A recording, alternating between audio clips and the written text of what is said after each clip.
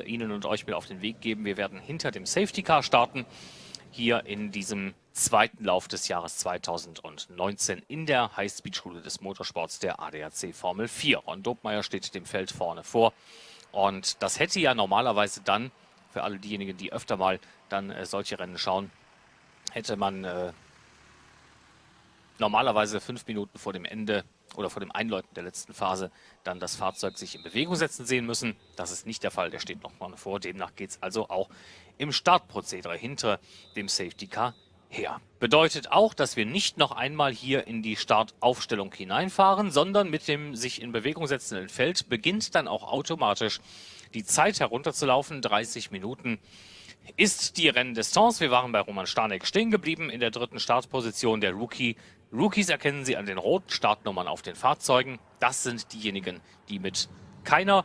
Automobil-Rundstreckenerfahrung in eine Saison hineingehen. Die schwarzen Startnummern bei uns auf den Fahrzeugen, das sind schon die, die ein bisschen Erfahrung haben. Aus dem zumindest mal letzten Jahr. Theo Pourchaire ist dann der Viertplatzierte mit der Startnummer 21, der Teamkollege von Roman Stanek, der Franzose. Also als Viertplatzierter wird der sich gleich auf die Reise begeben. Dann haben wir Niklas Krütten von Amersfoort Racing. Hier der Blick übrigens ins Fahrzeug hinein. Der Herr, der am Lenkrad dreht, das ist Ron Dobmeier, das ist unser Safety-Car-Fahrer für alle Rennserien. Und der Start ist damit offiziell erfolgt, denn die Zeit läuft also nun zurück. Eingeblendet wird zwar hier Formation Lab, aber tatsächlich ist es so, dass die Uhr mit 30 Minuten bereits schon rückwärts läuft und wir also damit den offiziellen Start schon erlebt haben. Es handelt sich dann bei diesem Start hinter dem Safety Car quasi um einen Restart, wenn man es mal ein bisschen anders formulieren möchte, weil man eben halt das Feld auf die Reise nimmt und dann wird Ron Dobmeier entweder nach der ersten oder nach der zweiten Runde, das werden wir dann gleich auf der Gegengrade, am Ende der Gegengrade von Start und Ziel werden wir das sehen, entweder in die Boxengasse einbiegen, nach der ersten Runde oder halt nach der zweiten, dass man dem Feld also nochmal die Möglichkeit geben möchte zu sagen, okay, komm, wir gewöhnen uns mal noch eine Runde dran. Könnte aber durchaus sein, dass auch nach der ersten Runde schon er den Weg in die Boxengasse wählen darf. Niklas Krütten also Startposition 5. Dann Paul Aron, weiterer Rookie, ganz stark unterwegs gewesen, der Pilot aus Estland in der 6. Position. Alessandro Giretti sowie Joshua Dirksen dann in der 8. und 9. Position, gefolgt von Oliver Rasmussen, der gestern mit seinem Teamkollegen ein bisschen aneinander gerasselt ist.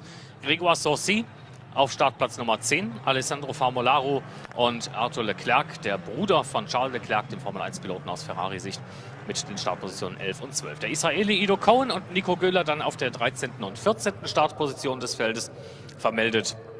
Und Nico Gruber sowie Lukas Aleko Roy bilden dann die Startplätze 15 und 16. Sebastian Estner und Laszlo Todt, der Ungar, das sind unsere Plätze 17 und 18. Die beschließen das Feld hier an diesem Sonntagmorgen mit der viel zitierten 9. Startreihe. Jetzt achten Sie mal drauf, wenn die Lampen anbleiben am Safety Car, am Ende der Gegengrade von Start und Ziel, dann wird es eine weitere Runde geben. Gehen die Lampen oben, diese rundum leuchten aus, dann wird Ron Dobmeier mit dem Safety Car gleich hineinkommen am Ende dieser Runde.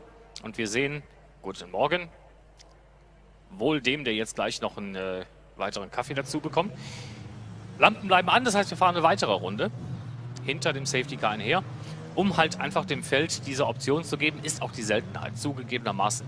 Die Seltenheit, dass man nach einer Safety Car Runde hinter dem Safety Car als Startprozedere dann reinkommt, das ist die absolute Seltenheit. In dem Fall also ist es eigentlich sogar eher normal, dass wir eine zweite Runde fahren. Normaler Standard. Und wir waren also stehen geblieben bei der Auflistung unseres Feldes, dass wir aber dann an dieser Stelle auch mal komplett durchgehen konnten. Was auch ganz interessant ist, das möchte ich Ihnen jetzt auch nicht vorenthalten, wir reden ja immer wieder mal über den Champagner, den wir auf dem Podium dann verspritzen oder verspritzen lassen durch unsere Piloten auf der Strecke, die dann bei der Siegerehrung den wohlverdienten Lohn der Arbeit in Empfang nehmen. Dabei handelt es sich zum einen nicht um Champagner, sondern es handelt sich um Sekt. Und da wir uns in einer Nachwuchsserie befinden, das können Sie sich auch alle an allen 5 Fingern an beiden Händen abzählen, ist dieser Sekt natürlich alkoholfrei. Ja, also nicht, dass jetzt irgendeiner auf dumme Gedanken kommt, auch wenn wir da immer wieder sagen, Champagner bitte oder lasst den Sekt in Strömen fließen, was auch immer. Es handelt sich um alkoholfreien Sekt in dieser Nachwuchsschule des Motorsports. Wir wollen es an dieser Stelle aber gerne noch einmal erwähnen. Nicht, dass da irgendjemand auf dumme Gedanken kommen könnte oder wollte. Wir haben gestern bereits schon mal so ein kleines bisschen auch den Ausblick auf die Saison gegeben, haben Ihnen gesagt, dass wir 6-mal im Rahmen des ADAC GT Masters mit dabei sind. Und wir sehen hier unten bei Van Amersfoort Racing, dass offensichtlich, was man sich offensichtlich bereit macht, die Slick-Bereifung aufzuziehen. Man hat sogar darum gebeten gerade, dass da unten der Bereich der Boxengasse nochmal frei gemacht wird. Wir sehen auch die Einblendung, dass das Safety Car mit Ron Dobmeier jetzt in dieser Runde reinkommen wird. Und dann bin ich mal gespannt, ob die Van Amersfoort-Truppe die Ersten sein werden, die dann wechseln und vor allem, wenn, dann mit welchem Fahrzeug? Wird es der Spitzenreiter Dennis Hauger sein? Ist es vielleicht auch nur eine Finte, um die Mannschaft vom Bremer Power Team SRL in eine Falle hineinzulocken, die wir ja als zweites im Bild hatten, dass die vielleicht auf eine kleine Finte hineinfallen? Oder wird man jetzt tatsächlich reihenweise in die Box hineinkommen und hier vielleicht doch auf die Slick-Bereifung setzen, weil deutlich erkennbar ist, dass die Strecke abtrocknet. Und zwar genau in der Ideallinie. Hier Dennis Hauger. Der Safety Car ist natürlich schon längst weg. Wann zieht er das Tempo an? Ich glaube, der hat angezogen. Ja, hat er. Er ist also schon mitten im Shell-S quasi auf den Pin getreten und hat damit das Feld also angezogen. Gianluca Petikov konnte halbwegs das Tempo noch mitgehen. Die bleiben auf jeden Fall erstmal draußen auf der Bahn. Aber es heißt natürlich nichts. Man kann natürlich auch noch zu einem etwas späteren Zeitpunkt hier durchaus in die Boxengasse hineinkommen, um die Reifen zu wechseln, um auf die Slick-Bereifung zu gehen. Da hat es ja schon die dollsten Strategien gegeben. Ich denke da an ein Rennen der ADAC Formel Masters damals in der Highspeed-Schule des Motorsports vor der Formel 4-Zeit. Das war in Assen. Da ist jemand ich glaube, es war die, 22., 23. Position, ist in die Boxengasse hineingekommen, ähnlich wie hier, wollte Slick-Bereifung haben. Keiner vom Team war darauf vorbereitet. Das ist übrigens Lukas Aleko-Roy, der hier reinkommt. Van Amersfoort Racing, der holt sich jetzt also die Slick-Bereifung ab. Damals war es übrigens ein Pilot, der dann reingekommen ist und gar nicht dem Team Bescheid sagen konnte. Da gab es keinen Funk. Und die Mannschaft wusste erst gar nicht, was der eigentlich will. Dann haben sie ihm die Slick-Bereifung drauf gemacht. Er war der Einzige. Und der hat das Rennen am Ende gewonnen. Es waren nur noch 5 oder 6 Runden damals zu fahren. Und das von einem exorbitanten Rückstand. Also der hatte wirklich alles richtig gemacht, mal komplett. Mal schauen, wie die Nummer am heutigen Tag hier ausgeht. Diesmal allerdings war man vorbereitet und das hat ja auch einfach den Grund, dass man ja auch miteinander kommunizieren darf und kann. Da wird mal im wilden Drift gerade schon so ein kleines bisschen gefahren seitens Alessandro Famolaro, der da in der Schikane wirklich das Fahrzeug durchgeprügelt hat. Das Auto mit der Startnummer 11, der Bremer Power Team Pilot. Und der erste geht ab und das ist der Spitzenreiter. Das ist Dennis Hauger, der das Auto leicht am Reifenstapel touchiert einschlagen lässt, mehr oder minder. Auto kann sich noch in Bewegung setzen, kann auch weiterfahren, aber die Front ist verzogen. Und das ist für den Dänen kein guter Start in dieses Wochenende. Fährt der jetzt rein, holt er sich dann, weil er jetzt eh nichts mehr zu verlieren hat, neue Reifen? Nein, der bleibt draußen. Er lässt auch die Front unberührt. So, it was just a mistake, wasn't it? And we've seen it already this weekend that when the water gets on those painted white curbs, it's very, very slippery indeed. So now the leader is Gianluca Petikov then, as it was yesterday. And he's got a huge margin of some 2 seconds over Roman Stanek, who is now P2. So when will Petikov come in? Will Petikov come in? Perhaps, you know, he's thinking to himself, do you know what? We're still within the window of where we need to be in terms of lap times on the wet weather tyres. Let's stay out. Here comes Lucas Aleko-Roy then, who is now on slick weather tyres. Brian, keep an eye on the timing screen and let me know what the delta is between Aleko-Roy on slicks and the fastest driver on wets, and that's Gianluca Petikov, of course. There is Gianluca Petikov, so they did manage to get Lucas Aleko-Roy out of the pit lane on the same lap. That could be critical. We have their short sprint races, really, only 30 minutes long. The actual race distance has effectively been shortened, or the race duration has been shortened because we've had 2 laps behind the safety car, which means that Lucas Aleko-Roy has got a lot of work to do, but is he going to be on the better rubber?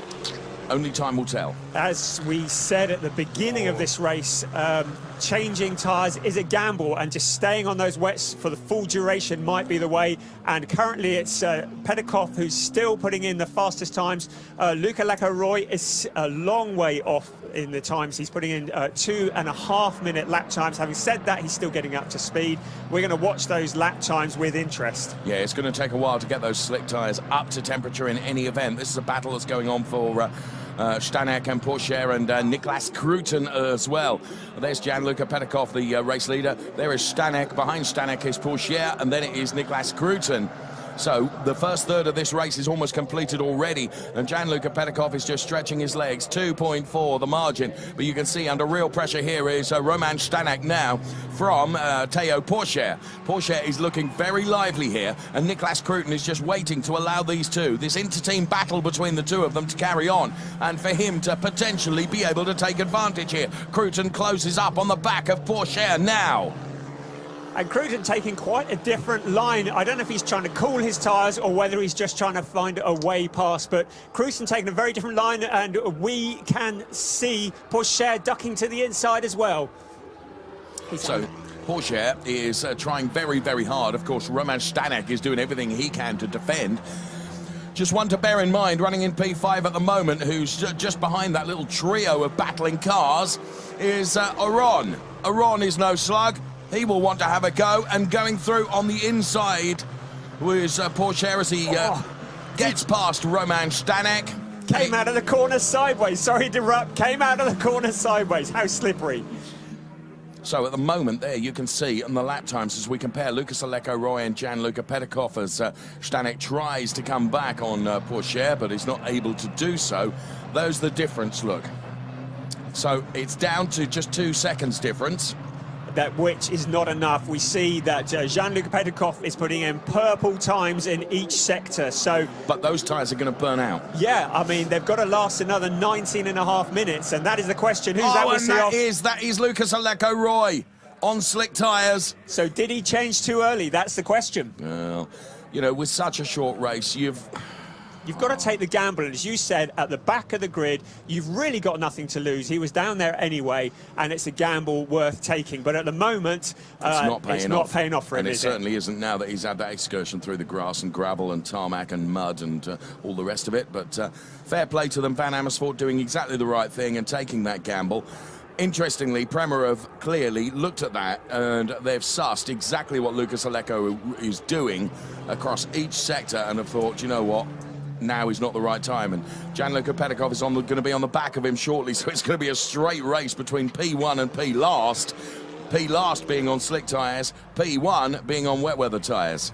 And as things stand at the moment, Lucas Lecco-Roy is the only driver who has been on 2 slick tyres. Everybody else sticking with those wets. Gianluca Petkov, he's got a 2.6 second lead. Now, that was really interesting. Théo Pourchaire diving to the outside of the track, not because that's the fastest line necessarily, it was to find some dampness to put onto those tyres. I'm sure of that. Very, very considered and sensible move by Théo Pourchaire, searching out the dampest part of the tracks to keep those wet weather tyres in their operating window. Aron is going to come under pressure here. Aron, of course, has just got past Niklas Kruten. I said Aron was one to watch. He's next in the target sights is going to be Roman Stanek. So you can see that Niklas Kruten has tucked right in behind Aron now to try and come back at him, but Aron is having none of that. So Paul Aron, of course, brother of Ralph Aron, single-seater start, also for Prema Power Team.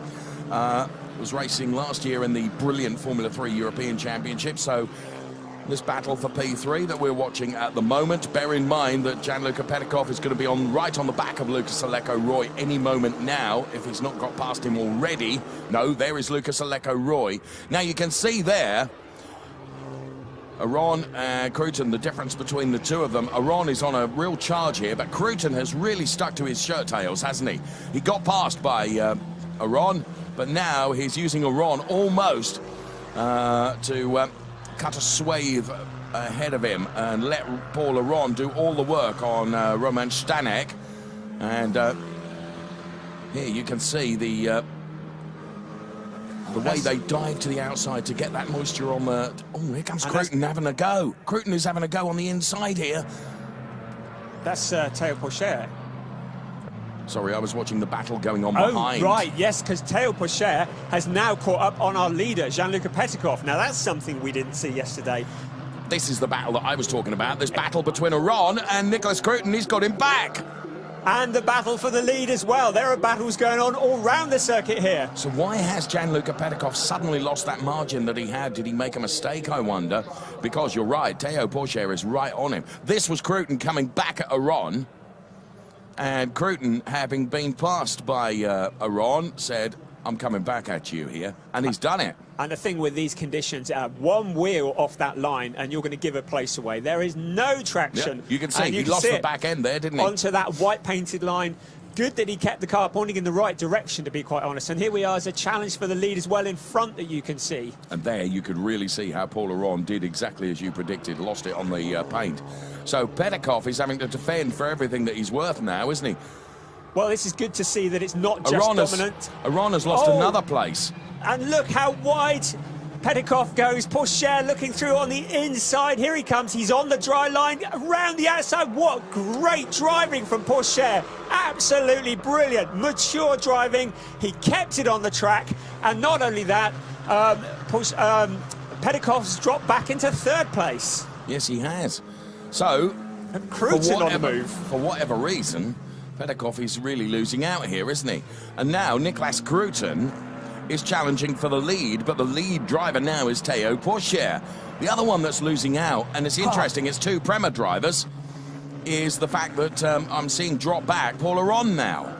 I just looking at that overhead shot just now, Petikov was sliding back, his back end was sliding all over the corner, and I think he's overdone it on his tyres too soon. I think those wet weather tyres are going off, and he's going to be looking for those wet patches.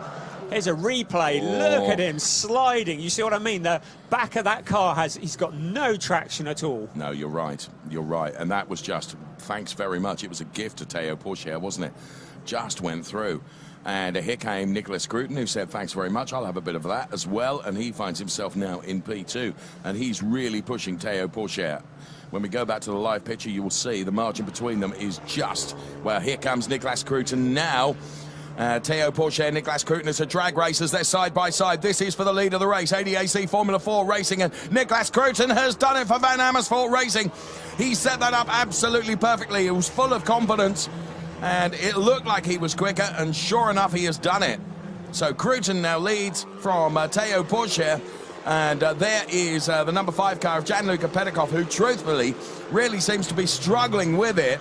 He's trying to defend against Roman Stanek and Paul Aron, and behind Paul Aron, you've got Goretti and Saucy as well. Look at that gaggle of cars behind him. Just see him trying to catch some of the moisture off the track. So Roman Stanek then in the number 7 car, and right behind him is Gianluca Petikov. So Gianluca Petikov then, who started the race in dominant style, of course, was victorious yesterday. The biggest, winningest margin ever in ADAC Formula 4, and it's all going horribly wrong for him today. So under pressure now is Aron from Grégoire Saucy. Grégoire Saucy trying to go past on the Aron car, and I think he's done it. It just does look like the two Prema cars right at the front of the field are struggling in comparison to some of the other cars.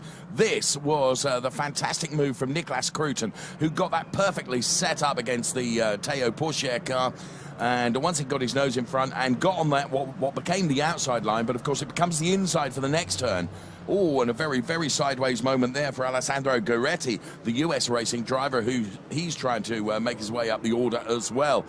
Well, it's been non-stop entertainment. Just while we're watching this, I noticed that Lucas Aleco-Roy is putting in lap times that are 3 seconds quicker than the leader. So that's going to be turning a few heads.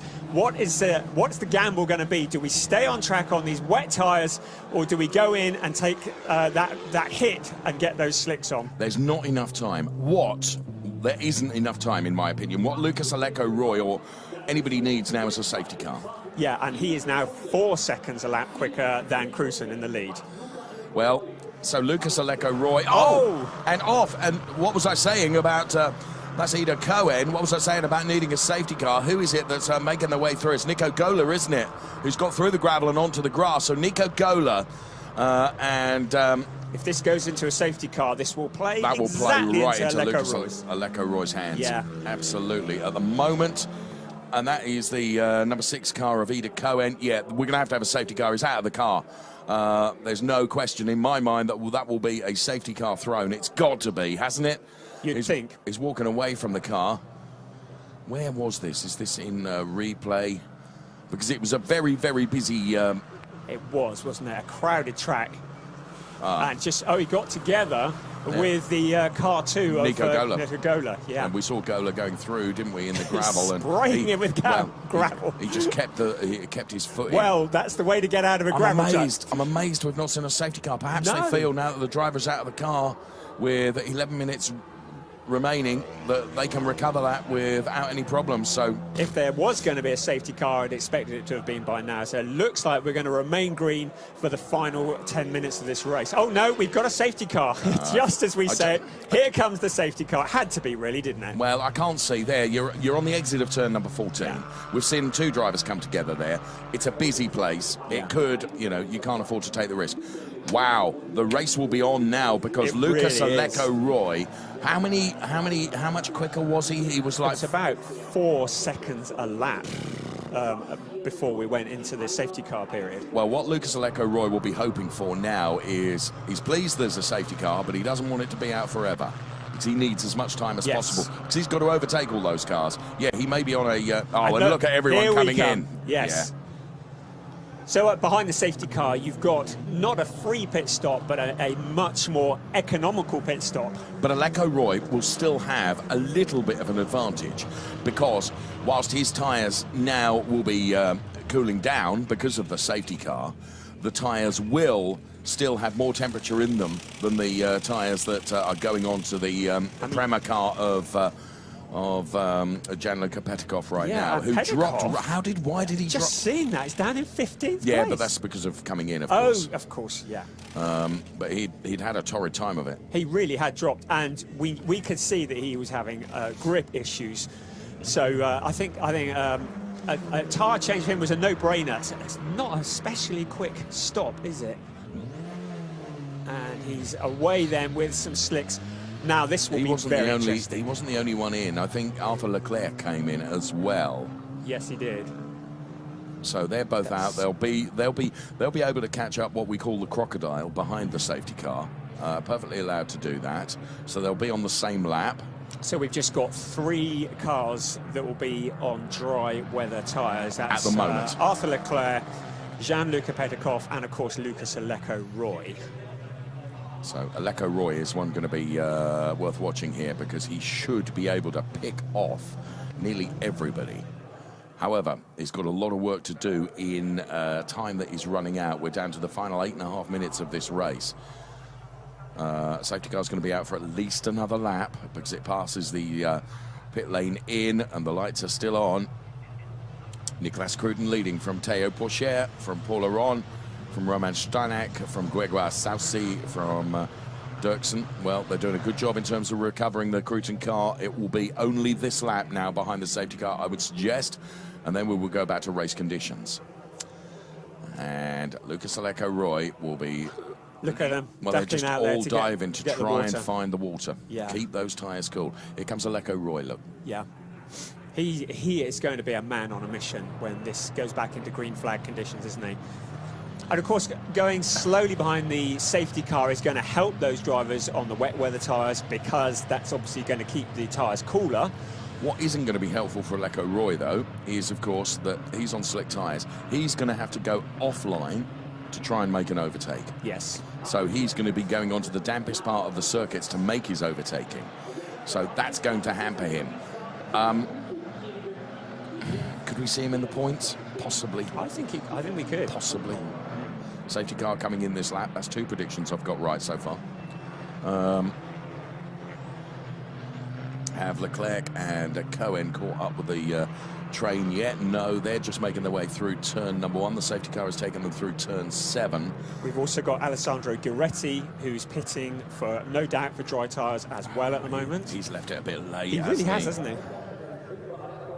And that was, well, there we are. Their decision, his decision. So there in the number 8 car then is Lucas Aleko-Roy. This is going to be interesting, isn't it? And It's also, going to be a real dash for cash, isn't it? We've also got Pedikov, who is right back in the field, who's also going to be on those dry tyres, and will be very interesting, particularly in mind of his performance yesterday. He's got some work to do even before, because the safety car is now making its way through the chicane at turns 11 and 12, and Leclerc and Pedikov, following their pit stop, are making their way into turn 11 and 12 as well, so they've caught up on the train, as you can see. So, Niklas Kruten then. That was a good restart from Niklas Kruten. And he is kept Théo Pourchaire wondering a bit. So, we've got just under 6 minutes of the race remaining. The man that's got to do all the work is Lucas Aleko-Roy. We go green. Watch him now try and pick off each and every one of these cars that he possibly can as they head in towards turn number 1. Bear in mind, Lucas Aleko-Roy is going to have to go offline to make any overtakes, though. You can see him mired there, and I think Gianluca Pedikov may have got past him already. Gianluca Pedikov on slick tyres, look, going around on the inside of that turn with one of the Mucker Motorsport ADAC Berlin Brandenburg cars there. Look at this.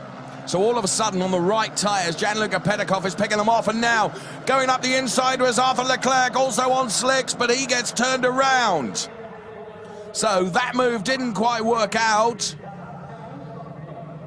And Gianluca Pedikov is on a mission. Here he is past Aleko-Roy, isn't it? Yes, it's the two of them on slick shot tyres then. They are together, but Gianluca Pedikov has got ahead. And he next has the cars of Gola and Todt ahead of him. Leclerc, another one on those slick tyres. He got turned around, unfortunately, so... Oh, no, and the problems go from bad to worse for Lucas Aleko-Roy, who's just lost his front wing, look. His hands in the air, he clearly thinks it's someone else's fault. He shortcut. It looked to me like he shortcutted the chicane. Whether he was pushed into shortcutting the chicane... Just locks up there, He locks up. Does he get a nerf? He gets contact. Well, no, that was the contact he Leclerc had from Arthur Leclerc early on. But this is where he shortcuts the chicane. Well, in fairness, I can't really see that anyone else was to blame for that other than him. Now, I have seen those wings get stuck under the car, which is problematic, that's for sure. And going through the gravel there is Nico Gruber. Yes. It's not the first time that Nico has been in strife today. There, Grazia Tronco, the team principal of Prema, then to the very left of your picture looking on there, knows that they've made the right decision in terms of the tyres that they've put onto the car of Gianluca Pedikov, who is already up to P9, having done a pit stop as well. Black and orange flag. Who's that? I think that's Lucas Aleko-Roy.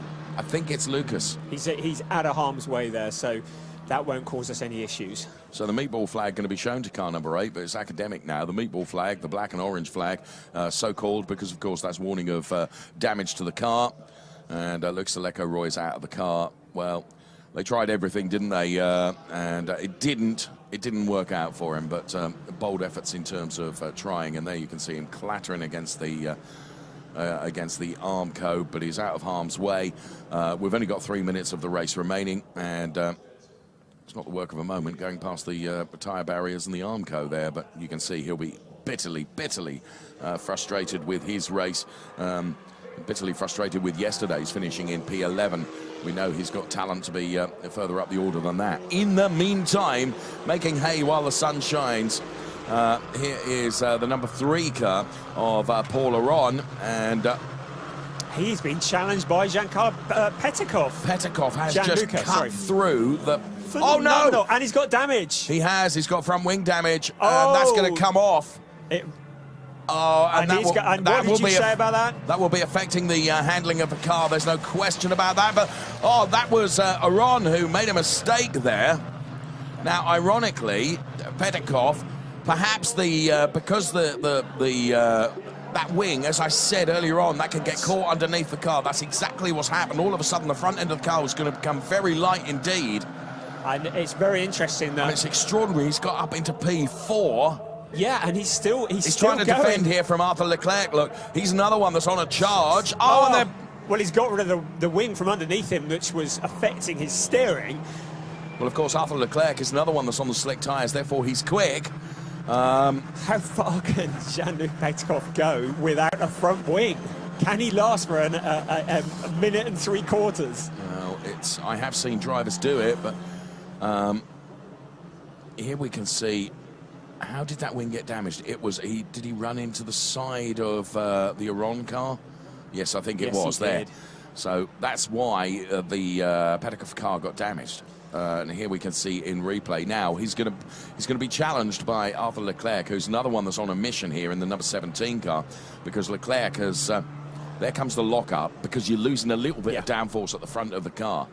And there you can see that wing is wedged under the front of the number 5 car. And then Arthur Leclerc can see that Petkov is slower. He has a go. He squeezes him, to be fair, doesn't he? And Leclerc goes wide, does well to hold on to the car. But Leclerc is up into P2. Look, he's got past Théo Pourchaire. So it's Nicolas Cruton. If Cruton, he's 5.5 seconds up the road. We're on the final lap. He should be safe. So it's going to be Cruton, theoretically, that should take the win from Arthur Leclerc. In comes Gianluca Petkov. It's been a torrid time of it for him. There's no point putting the front wing on it now. We're on the final lap. He'll be utterly furious because he'd done so well in cutting a swathe through the pack. And when the damage has been caused by your teammate, you can see how cross he is. There's still debris on the track. There is the number 21 car of Théo Pourchaire, who is P3. Here's Nicolas Cruton. What a great Look how he's being Arthur Leclerc. He's being caught, but is he going to be able to get on him? You can see how furious they are there. You don't hit your teammate. Now and he's right with him. We could be on a fight here for the checkered flag. Look at Leclerc. They're going through the chicane. There's literally 2 turns to do. He's right on him. I thought they made contact then. Oh, and they have. And they have. Come on, keep it on. Oh, no. To be fair, Leclerc was perhaps too bold and ambitious there. Is he going to get a podium out of this? It's going to be P3 rather than P2, I think. Yes, it is. Oh, Nicolas Cruton takes the win from Théo Pourchaire and Arthur Leclerc and Paul Aron. Wow. What a race. What a race. Leclerc, that's such a shame that he went so hard so quickly. It was just too much towards the end. Experience, isn't it? If he'd have just it is. held off just a little longer, but it's so eager when you can see that lead. It's just sat there waiting for you, and it takes a lot of maturity just to back out of it, doesn't it? You never, if you're a racing driver, you're not going to back out of it, are you? And you can see it again here. I mean, to be fair, Nicolas didn't even squeeze him. No. That was completely down to Arthur. You know, he was just trying too hard. He'd done well, and credit to him for keeping his foot in here. I thought he was going to be stationary in the gravel trap, so to keep it going and get a podium still, it was not bad. And when you think how far down he was, and he spun, and I just wonder. I mean, he's under investigation for that incident. Do you know what? I hope he doesn't get penalised for that, because I think it was, you know. And he didn't actually take anything away from Cruton in the end. No. There's the provisional result. Nicolas Cruton taking the win from Théo Pourchaire. Then it was Arthur Leclerc and Paul Aron and Joshua Dirksen, Gregoire Saucy, Alessandro Gueretti and Roman Stanek, rounding out the top 8 of what was an extremely exciting race, ahead of Sebastian Essner, Alessandro Formulero, Laszlo Tot, Oliver Rasmussen, Nico Gola, Dennis Hauger, well out of position. Nico Gruber, and of course Gianluca Petkov we saw into the pit lane, and we also lost Lucas Aleko, Roy and Ida Cohens during the course of that race. And there you can see there was some fair anger from Prema, wasn't there? Well, I think colliding with a fellow Prema driver is not good news, and that's how he lost his front wing, wasn't it? Yeah. And I think there may be some words to be had. And those were the words. I don't think they were words of happiness and No, they chippiness, don't were look they? it, do they?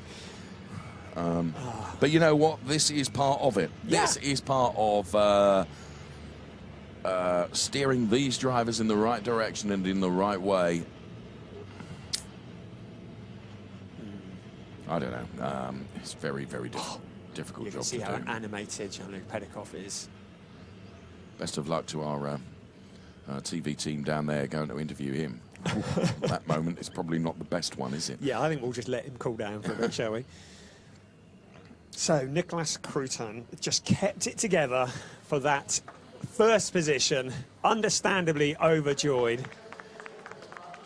No further action for that incident involving car 4 and 17. Good. I think that's exactly the right decision.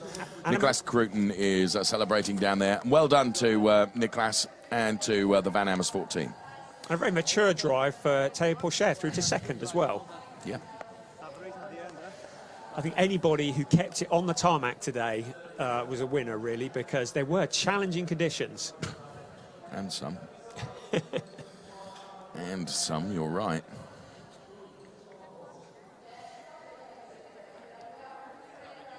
I think there'll be a lot of analysis after this. Is that the new word for discussions, arguments? And of course, we get to see these drivers again for race 3, and Stanek will be starting from pole position, won't he?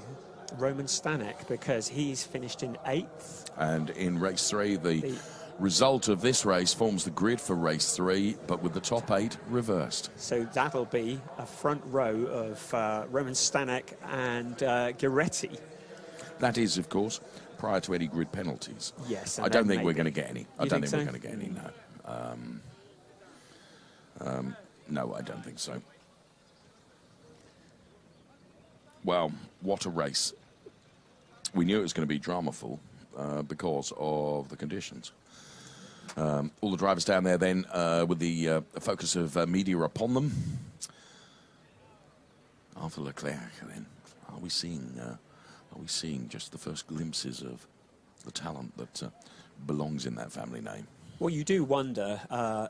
He drove, I mean, he made mistakes, but he drove a good race. Apart from that last corner where his inexperience really did shine through.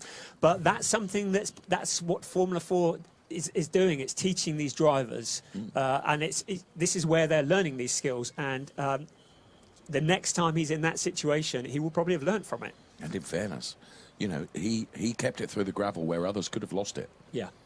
So he did get a podium out of it, and that wasn't a given at one point. So much to be celebrated, much to be analysed, as Brian has suggested, and much to be looked at, and one or two discussions in the various team garages, that's for sure. So I said yesterday when we looked at the first of the Formula 4 races, the first of 3 across this weekend, you know, you begin to develop a form guide, but then a curved ball is thrown in, and the curved ball today was the weather. Yeah.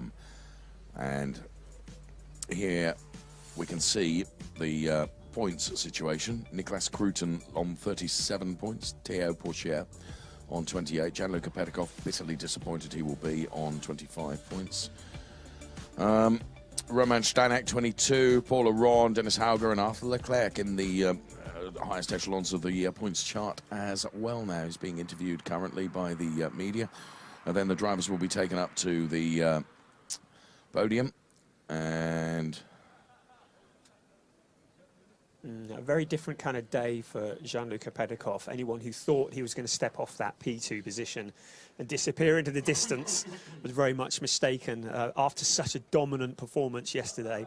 And I still wonder whether he just overheated, took too much out of those tyres too soon. He dropped off like a cliff, didn't it? It did. Yeah. Yes, you're right. It was so tail happy just before he dropped down through the field. Yes, I tend to agree with you there, that the drop was enormous. You can just see to the sort of top of the middle of your picture there, the silver hair of Rob Niesink from Van Amersfoort Racing. He'll be very pleased with Nicholas Kruiten's efforts this weekend, a P4 and a P1, which now sees him at the top of the Drivers' Championship. Van Amersfoort then. Just one of the many teams involved in ADAC Formula 4. You can also see Grazia Tronc on there from Prema Power Team. Onto the on the barriers there. And of course, there's Peter Mucker as well from ADAC Berlin-Brandenburg Mucker Motorsport. I've seen Gerhard Unger from US Racing this weekend, but I've not seen Ralf Schumacher. So drivers all heading off to the podium now then. So it's not the work of a moment to get to the podium from here, I'm sorry to say. It's quite a trek. But that's where the drivers are heading up to now, and we will see them on the podium in just a few moments. And as Brian has indicated, we haven't got long to wait for the next ADAC Formula 4 race, which comes up this afternoon. And there'll be 1 or 2 scores, theoretically, to be settled. I'll make it good. Really well. So in replay then, this was Arthur Leclerc trying to get... He'd got the pace, there's no question about it. But just around... This is where they bang wheels. And as I say, I genuinely, looking at that, and I've looked at it now 3 or 4 times, I don't think Kruiten did anything wrong. He didn't turn into him. Gave him room. You know, he's kept his line. I just think Arthur turned in a little bit too quickly. And that's what caused him to go off. And a very, very good recovery from him to keep it into a position where he got his podium place, his first podium of the season, and be collecting one of those trophies. I think when Arthur Leclerc looks back at that video, he'll be kicking himself, because that could so easily have been top step of the podium.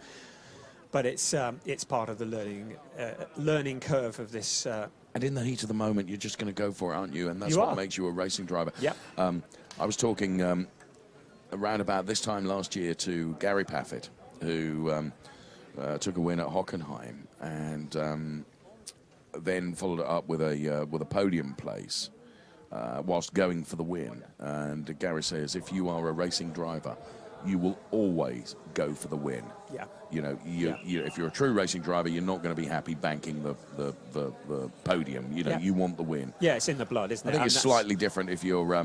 I think it's slightly different if you're, you know, vying for championship points right at the end of the year. Yes. But certainly at that stage of the season, that's what you're going to do. Here we go then. Our race winner, Nicholas Kruiten, taking the top step of the podium. Second, Theo Pourchaire, a mature drive. And third place, Arthur Leclerc. Brilliant drive to come through. Started on the wet tyres, one of the few drivers to change onto slicks, and survived that last corner incident to take that third place. So Van Amersfoort Racing represented on the podium, of course. And that'll be our leading rookie. Is that Paul Aron? It is Paul Aron. National anthem time.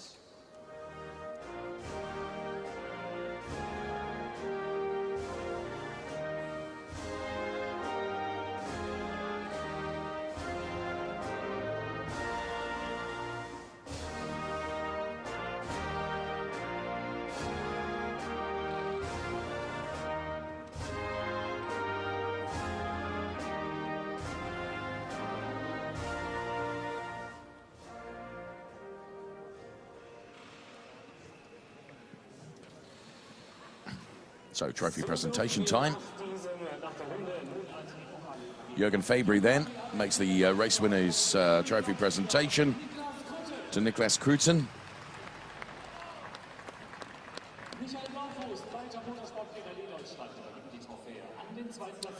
P2.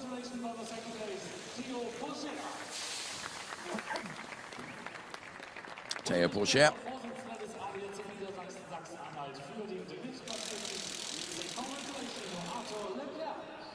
Arthur not looking terribly happy, but he should be. Yeah, I think even I think Arthur's thinking, I could have won that. Just the look on his face is not sort of somebody who's just had their first podium. Nicholas was never going to pull over and say come through, was he? He really wasn't.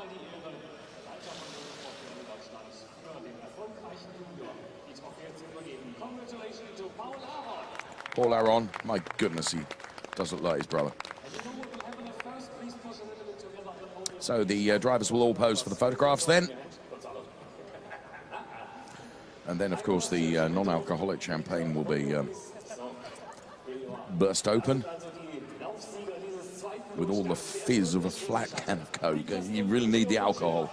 Remember being in Bahrain and the rose water they use. It just doesn't have quite the same volatility, does it? There we go.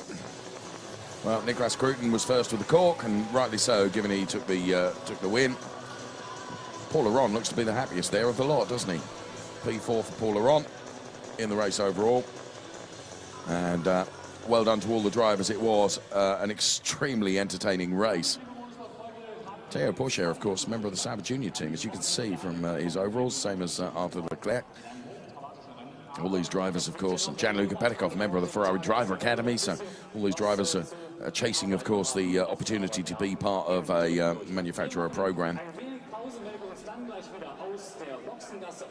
So some more interviews to be carried out. And the second race of the ADAC Formula 4 for this weekend done and dusted. The third to come a little later this afternoon. From Brian and myself, thanks for watching. Here are the highlights now.